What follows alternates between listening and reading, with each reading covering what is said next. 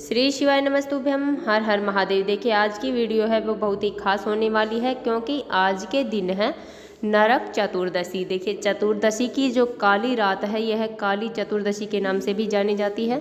तो इस दिन अगर हम कुछ उपाय करते हैं, रात्रि के समय हम कुछ उपाय करते हैं तो इससे हमारे जीवन से जो अंधकार है, जो संकट है वो सभी समाप्त हो जाता है।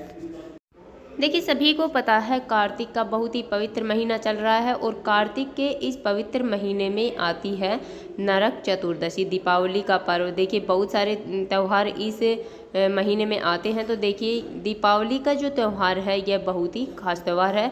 नरक चतुर्दशी इसमें बहुत ही खास है। देखिए नरक चतुर्दशी की रात्रि, काली रात्रि में अगर हम कुछ उपाय करते हैं तो इससे हमारे जीवन के सभी संकट समाप्त हो जाते हैं।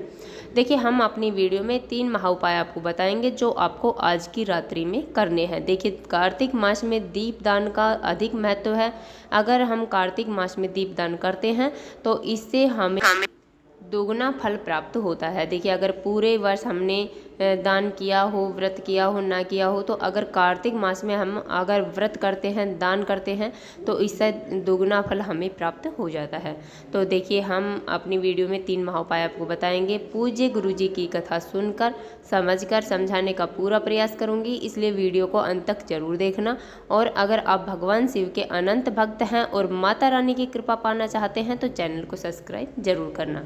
चलिए चलते हम पहले उपाय की ओर। पहला जो उपाय है वह बहुत ही खास उपाय है, काले तिल के दाने और काली मिर्ची से। देखिए अगर नरक चतुर्दशी की रात्रि में हम काली मिर्ची से हम कुछ उपाय करते हैं तो इससे हमारे ऊपर जो हो रहे तंत्र विद्या है, जो भी ऊपरी शक्तियों का प्रभाव है वो सभी समाप्त हो जाता है। तो यह उपाय आपको जरूर करना है। हमें करना क्या, हमें लेनी है 11 काले तिल के दाने। देखिए काले तिल के दाने हैं वो कहीं खंडित नहीं होने चाहिए। उसके साथ ही हमें लेनी है 1 काली मिर्च। देखिए काली मिर्च है वो भी कहीं से खंडित नहीं होनी चाहिए, टूटी फूटी नहीं लेनी है, हमें साबुत काली मिर्च का दाना ले लेना है। उसके बाद में हमें लेना है 1 लोटा जल। लोटा है वो हम तांबे का लेंगे, उसमें शुद्ध जल हम भर लेंगे। देखिए जल हमें अपने घर से भरकर ही ले जाना है। उसके बाद में हमें ये सभी सामग्रियां लेकर पहुंच जाना है भगवान शिव के मंदिर में। देखिए वहां पर जाने के बाद में सबसे पहले हमारे पास जो 1 लोटा जल है, उस 1 लोटे जल को हमें भगवान शिव के शिवलिंग पर श्री शिवाय नमस्तुभ्यम का जाप करते हुए धीरे धीरे वह 1 लोटा जल हमें समर्पित कर देना है।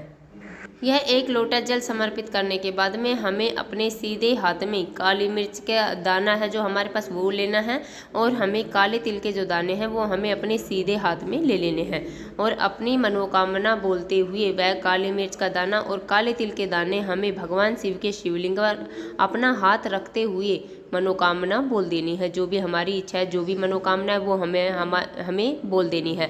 देखिए बहुत ही अचूक उपाय है, इस उपाय को आप रात्रि के समय कभी भी कर सकते हैं।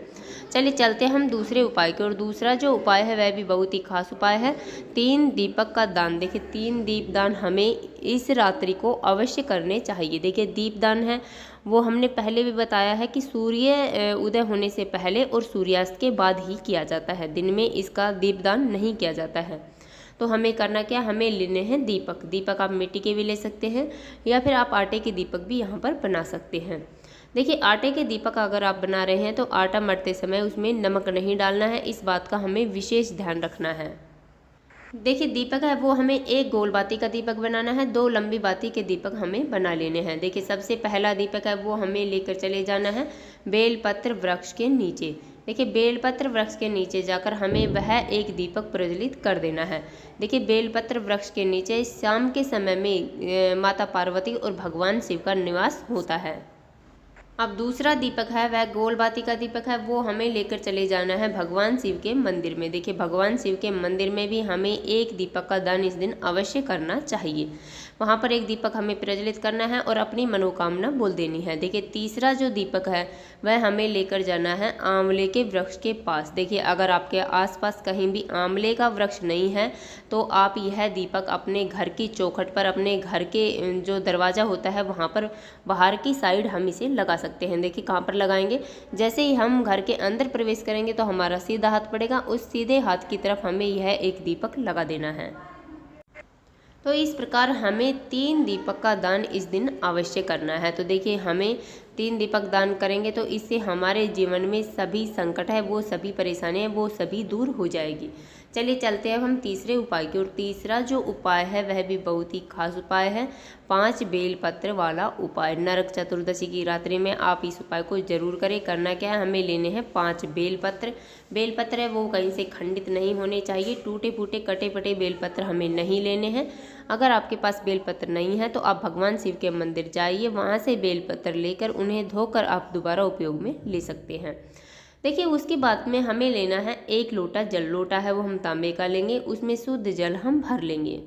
देखिए उसके बाद में ये सभी सामग्रियाँ लेकर हमें पहुंच जाना है भगवान शिव के मंदिर में। भगवान शिव के मंदिर में जाने के बाद में हमें लेना है 1 लोटा जल जो हम लेकर आए हैं, वह हमें भगवान शिव के शिवलिंग पर श्री शिवाय नमस्तुभ्यम का जाप करते हुए पूरा जल हमें समर्पित कर देना है।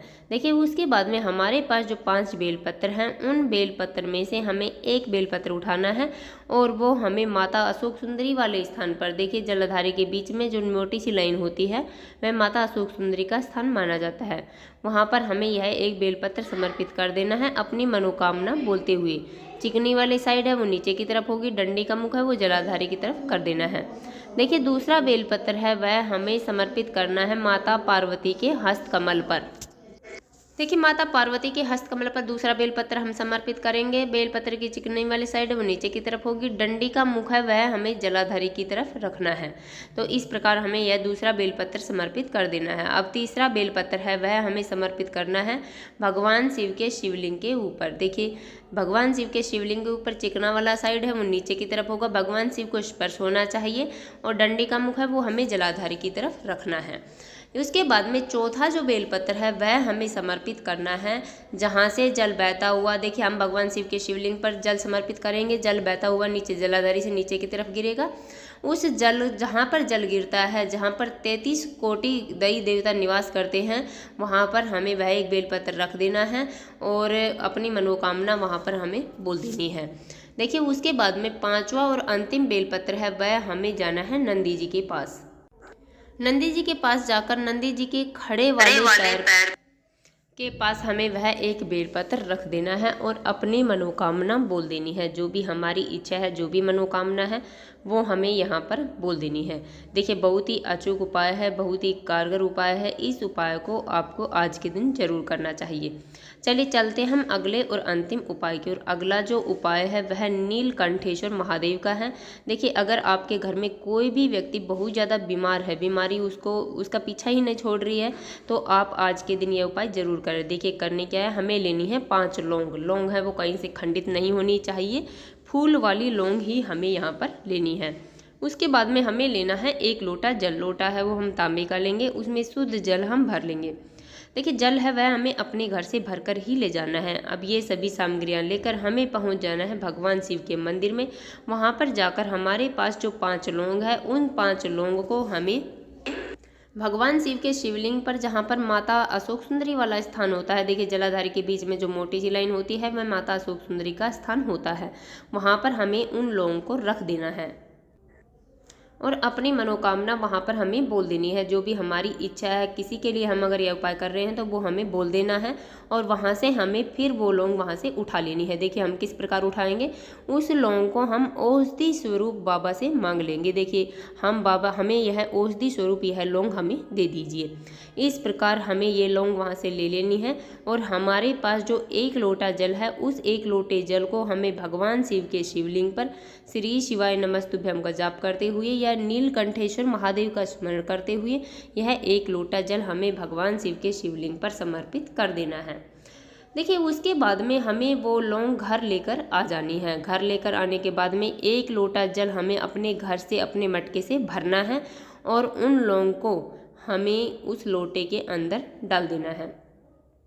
देखिए लोटे के अंदर डालने के बाद में हमें नीलकंठेश्वर महादेव का स्मरण करते हुए वह 1 लोटा जल हमें उस व्यक्ति को 7 दिन तक लगातार पिला देना है। देखिए औषधि स्वरूप हमें यह जल पिलाना है।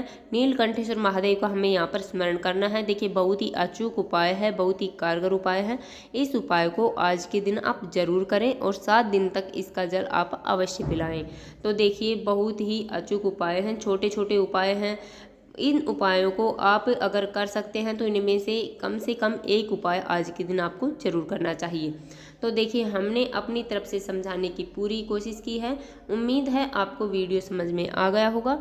अगर वीडियो अच्छी लगी तो लाइक करें और अगर आप चैनल पर नए हैं और अभी तक आपने चैनल सब्सक्राइब नहीं किया है तो ऐसे ही छोटे छोटे उपायों को देखने के लिए प्लीज़ हमारे चैनल को सब्सक्राइब जरूर करें।